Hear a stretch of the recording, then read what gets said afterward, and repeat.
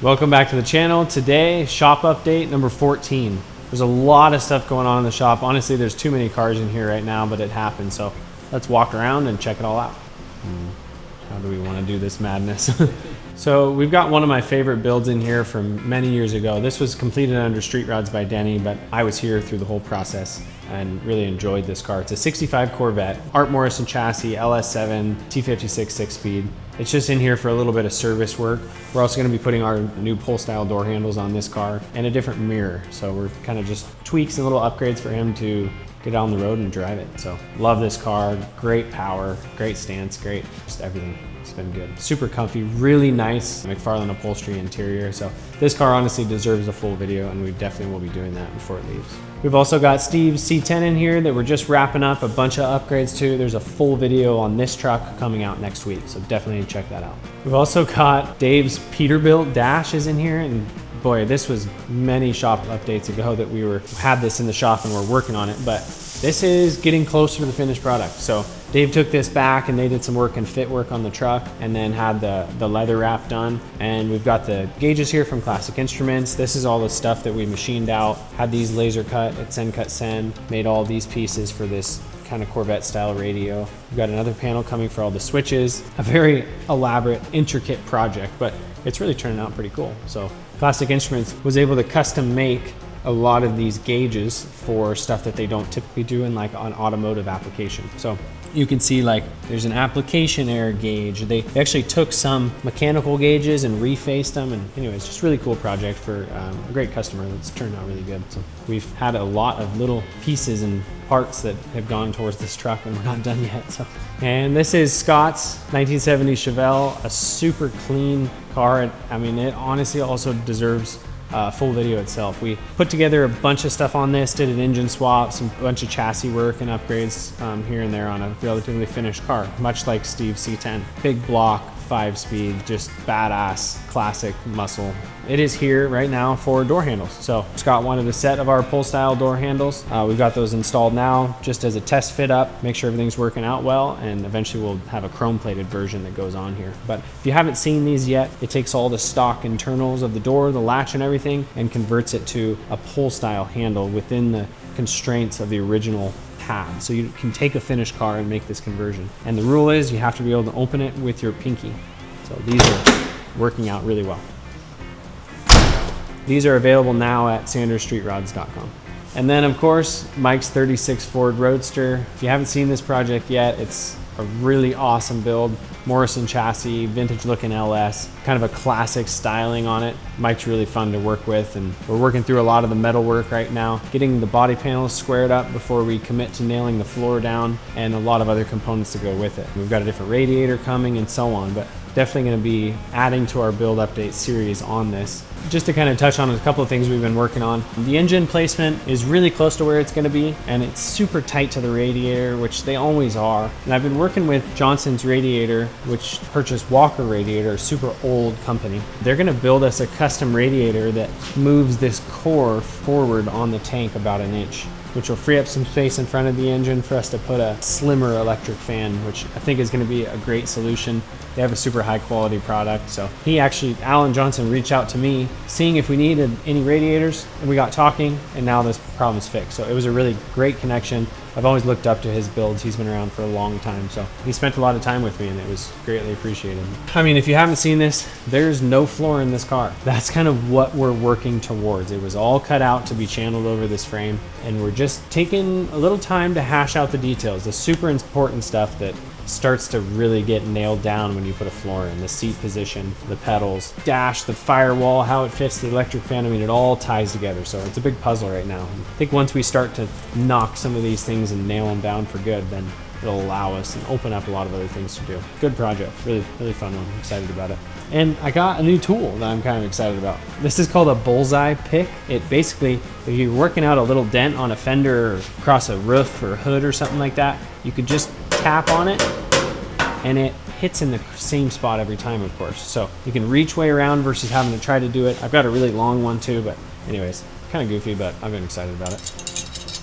And progress continues on Shane's crew cab. So the roof was a real project. Somebody had drilled a hole in it for, who knows, a siren, I don't even know. And then welded that to the inner structure and jumped on this thing. I don't know. The poor roof was really bad. Unfortunately, we can't buy a roof for this. To make one would be a ton of work, and then welding it all in and flanging it. So we had to fix it. Cody was tasked with the bulk of the work, and him and I had to work together as he got towards the middle and literally just couldn't reach and work it. But there was a lot of heating and shrinking and just hammer work. Now, the biggest thing when you're working a panel like this, and what's so challenging about it, you don't know where the problem is sometimes. It's real soft and squishy here, but maybe it's because of something over there. But the approach to take is to try to put a nice even crown in it. Just like, I don't know, building a temple or something like a dome is the strength, right? So anytime you have this really light dome and light crown and you break that with a low somewhere else, it weakens it. So it's a tedious process, but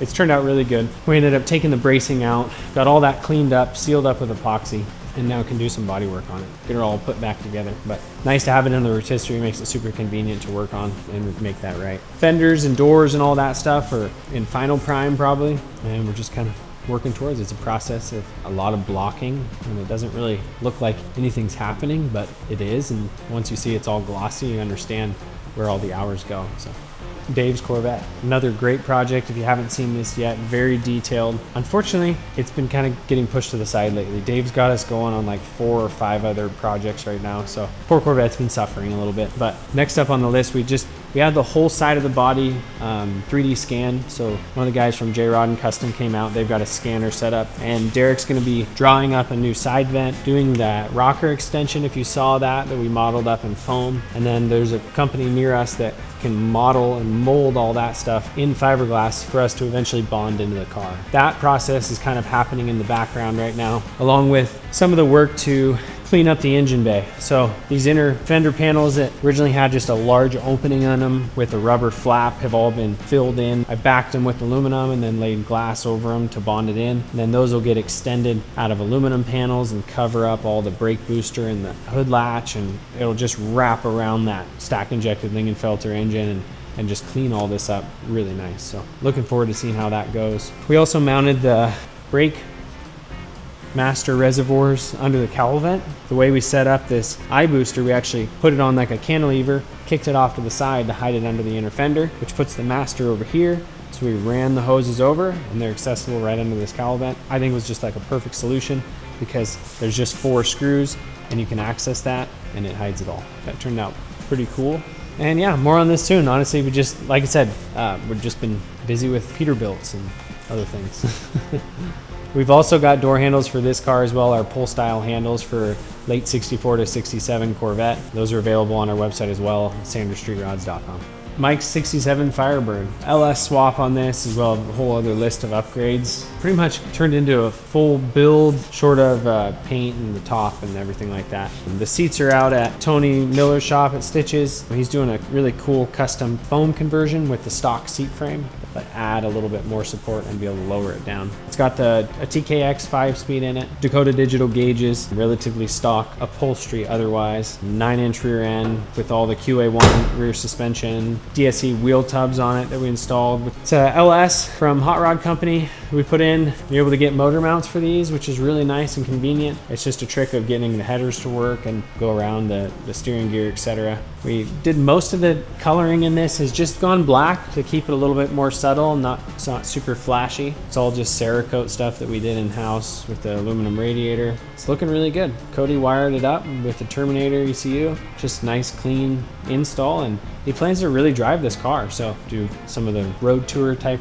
stuff, and it's really good. New stainless tanks. It's got the good in-tank fuel pump to deliver fuel all the way up front to the injection system, and stainless exhaust, and we should probably run it up in the air and check it out. So underneath Mike's Firebird, it's super nice and clean. It's coming together really good. This rear suspension is killer. Like I said, we got the stainless tank. We're waiting on a little bit of fuel line stuff to get all that wrapped up. The exhaust, Brian did a killer job on that with the X-pipe zigging over the rear end and coming out like we like it, and just little angled dumps out the back. It just looks super good. All purged, TIG welded, removable with V-bands, Borla mufflers. These Ace Race clamps are pretty cool as well. They actually have the reduction from 3-inch to 2.5 built into it, so that worked out really good.